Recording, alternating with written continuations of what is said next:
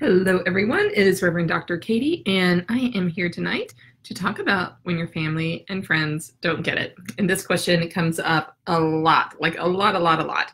So if everyone's doing well, go ahead and settle in if you can when you're watching this. This is a really important message and an important video, and it's best if you're kind of not too distracted so that you can participate, so that you can write in questions so that I can respond to them. Bring my microphone a little closer. Okay. Excuse me.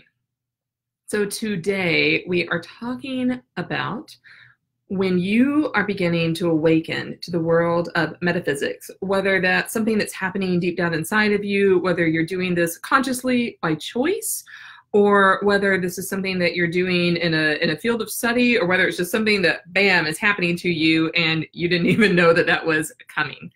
And your family and friends don't get whatever it is, especially the first time you get up the courage to talk to them about it and to mention something about it. And then if they're not very supportive. So what do you do in this moment? What do you do whenever this happens? So a lot of people have joined, so I'm just going to recap and restate that. We're here today to talk about when you are beginning your exploration into the world of metaphysics. Maybe it's a journey you've been on for a while, and you kind of come out to your family and friends about what you're doing. You know, you mention a buzzword or two, and they don't get it, they don't understand.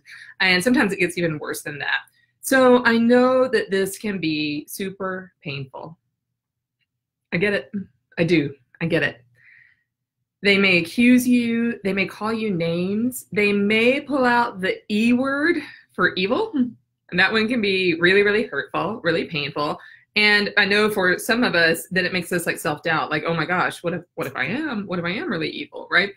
For other people, you may just get kind of angry at what they're saying, and especially if you don't know how to respond, like if you don't have the tools to respond to them yet. So the tools are what we're going to talk about in just a minute. When you do start to feel that way, it probably shows up somewhere in your physical body. So you might get headaches. I certainly would. People were saying those kind of things to me. You might start to feel fatigued. Like sometimes your body just like shuts down. Like you feel like you just want to go take a nap and kind of block it all out, get away from all of that. You might even start to have physical pain, or if you have conditions that involve pain in your body, those might flare up in ways, because no one likes it when our loved ones, for people that we care about, are, you know, saying unkind things to us. Okay, so first of all, why do people respond this way? So the first thing is maybe the most important. They are on their journey. You are on your journey. I'm going to say that again. They are on their journey. You are on your journey. Your journeys overlap. Even if it's the person you're closest to in the world, your journeys overlap, but they're not identical, and they get to be on their own journey without interference from you. And you get to be on your own journey without interference from them, even when it doesn't feel like that. So you are most likely experiencing something that they don't understand. And they have been conditioned to associate whatever it is you're experiencing either with evil or with woo-woo.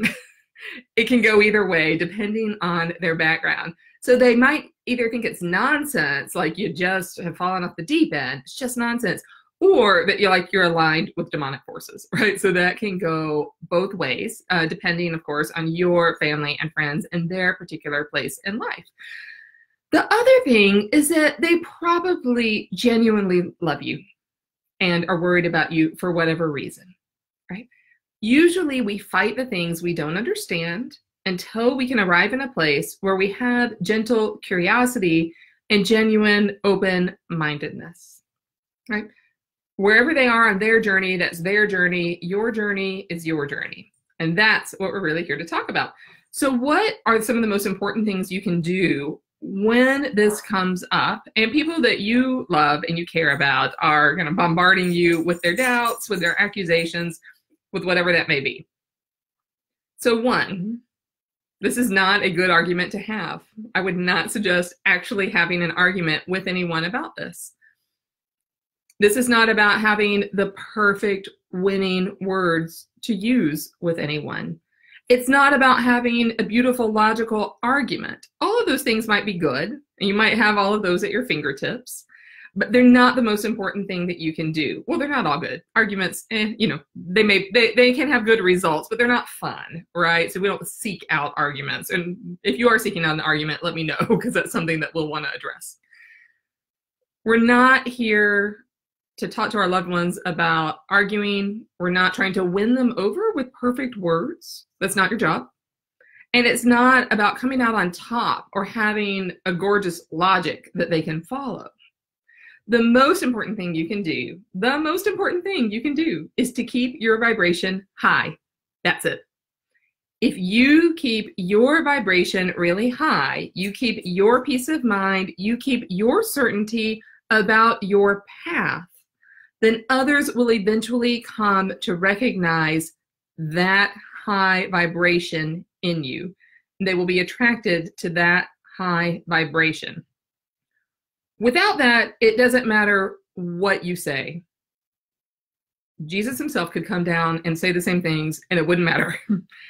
Without your having a really, really high, certain vibration and investment in your own path, you can say anything and it won't persuade anyone. So if you do get mixed up in a lot of arguments, the chances are really high that they haven't worked.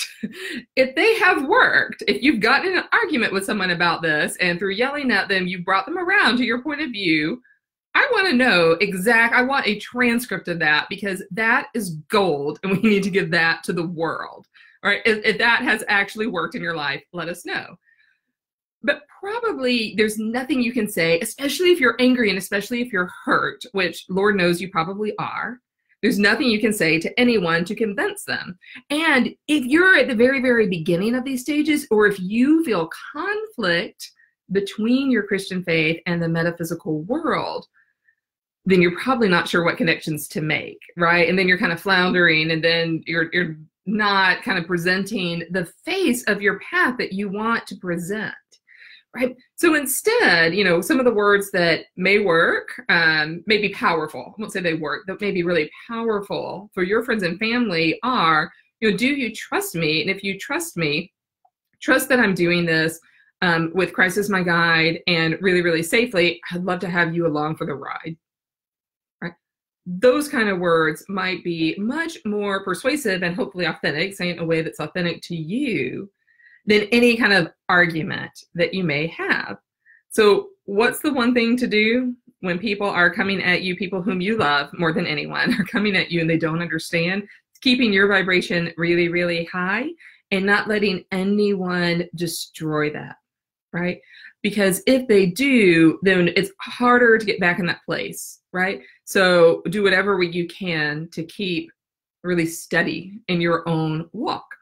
This is really, really important because metaphysical explorations can actually help us find our life purpose. And these two things are very connected, because when we allow the accusations and thoughts of others to penetrate us in this kind of way, and it lowers our vibration, it really, really lowers our chances of articulating and finding some of our life purpose and living that out to the fullest of our abilities. And so I know that you are here to serve, and you have a ton of people to serve. I know that you do, because you're watching this video. If you're watching this video, you're watching it because you do have a big life purpose and you're here to serve a lot of people. And it's part of my life purpose is to help you find your life purpose so that you can get out there and do this work. No one wants to do it alone. I don't do it alone. I do it with all of you. And the more of you who are doing this at a high level, the more we're impacting the world, the more we're changing the church, the more we are showing the face of Jesus, who we know and love, to the whole world. And that's exactly what I want. So using metaphysical tools actually helps us explore our life purpose. And I'm really, really passionate about that. And when you have a sense that you have that life purpose and you know it's way down deep inside, but you don't know how to live it, it means that your impact is not as big as it can be. And I want all of our impacts to be at the maximum level every single day. And little things that we do count, and they count a whole lot. When we do find our life purpose, those little things can multiply, and they become like the loaves and the fishes in the feeding of the multitude. And then we have all these leftovers to share, and there's more than enough to go around.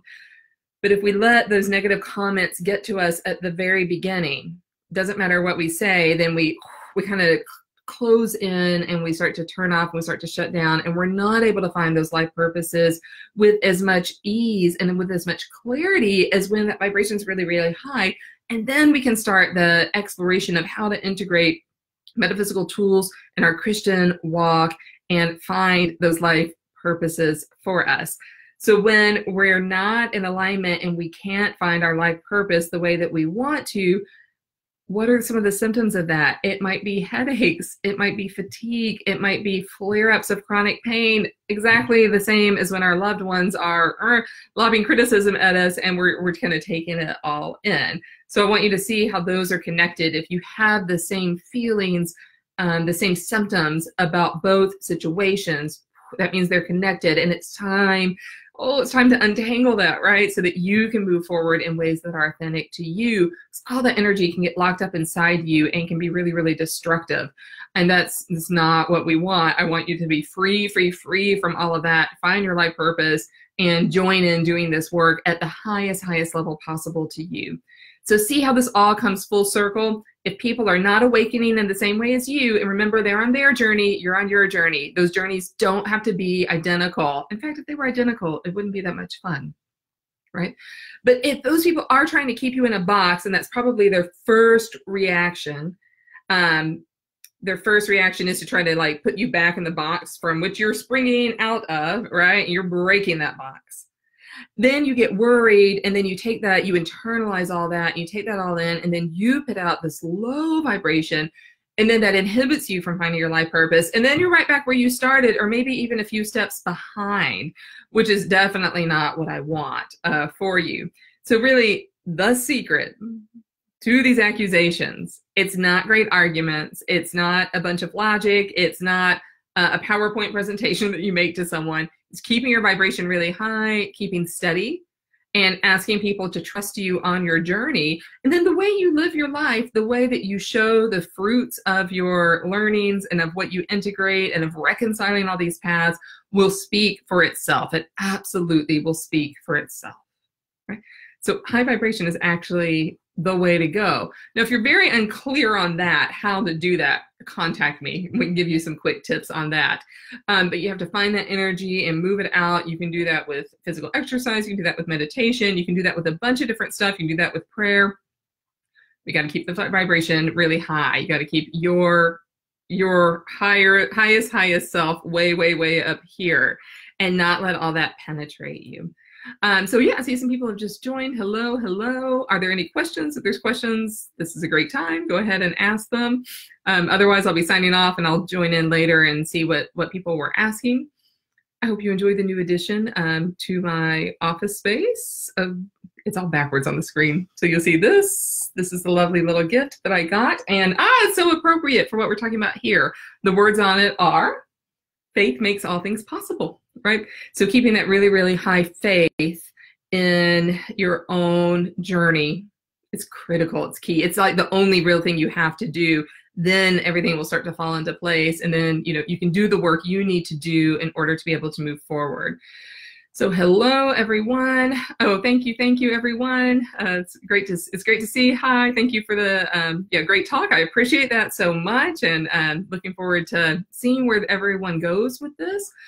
So I think that's it for tonight. Keep your vibration high. Don't worry about the winning arguments right now. They usually don't do any good anyway until those people are in a receptive space to hear what you have to say. They're only going to get there if you are clear, cool, steady. You can still be passionate about your own path, right? That speaks much louder than any actual words that you have. Then when people are receptive, you can give them all the words you want, but let your life speak for itself.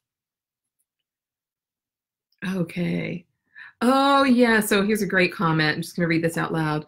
I'm going through my own awakening with highly sensitive children, bless you, and an energy that seems to be against us in ways. And so I would say, if that energy is coming from a person, you know what to do now, right? You keep your vibration really, really high. Any other energy that's against you might be, sorry to say this, it might be coming from within, right? So it might be some self-resistance that's going on there. And if that's the case, reach out and let us know. If I'm mistaken on that and it's some other kind of energy, let me know so that I can be most helpful on that. But usually I put up my own best barriers, right? Like most of us do, right? We do that without knowing it. You have other people that will point those out to you.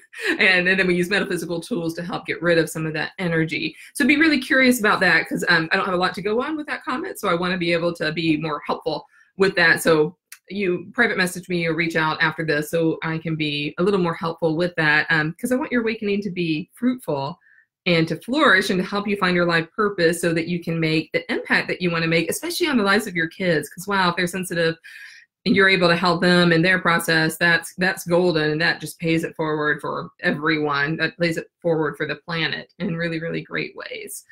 So yeah, thanks for commenting on that, because it's really helpful and probably is helpful for other people too.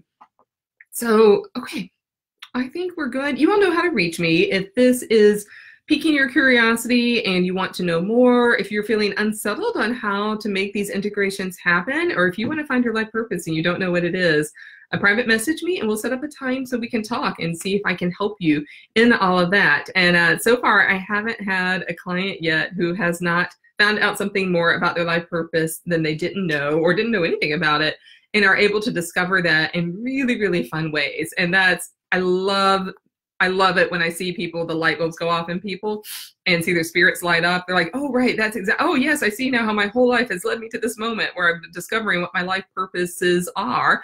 You probably have more than one, so that's great. You get to keep on discovering them. So the consequences of not discovering our life purpose are, these physical symptoms, fatigue and headaches and chronic stuff that comes up over and over and over, may keep you up awake at night, kind of this general kind of anxiety festering in you. But the results of knowing what those are being able to move forward and making huge impact in the lives of people we love, in our lives, and on the world and on the planet, and following very much in the footsteps of Jesus every time we do this. Jesus made, Jesus is our Savior. We follow the example of Jesus in making as many positive impacts in the world, being healers in Jesus' own way, being apostles of Jesus, being sent out, beginning churches that bring in people who need us the most, right? And being part of that. And so that's all part and parcel of the life purposes that I have, that you have, that we share, and then the ones that are unique just to you. So I'm going to leave with that. You all know how to reach me. You can private message me. And okay, I see some more comments coming in, so I will, gotcha. Okay, so a family member is the one that's causing the resistance. Keep your vibration really high. Grandmas are great for kids, so the parts where she's great, let her interact. The parts where she's maybe putting up some barriers, you can erect your own boundaries about that. And yeah, she lives with you. Hopefully she's a cookie baking grandma and will give you some positive energy in the house too. So I understand how that can be really difficult. So put up really clear boundaries, let your life speak for itself.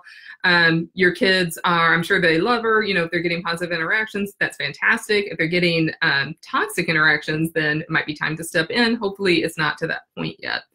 And yeah, let me know what I can do to be helpful with that situation, and be curious if it's your mom or your mother-in-law, because that can make a difference too. All right, so wonderful to be with all of you. So great to talk to all of you. I'm going to sign off. You know how to reach me, and I will see you all soon.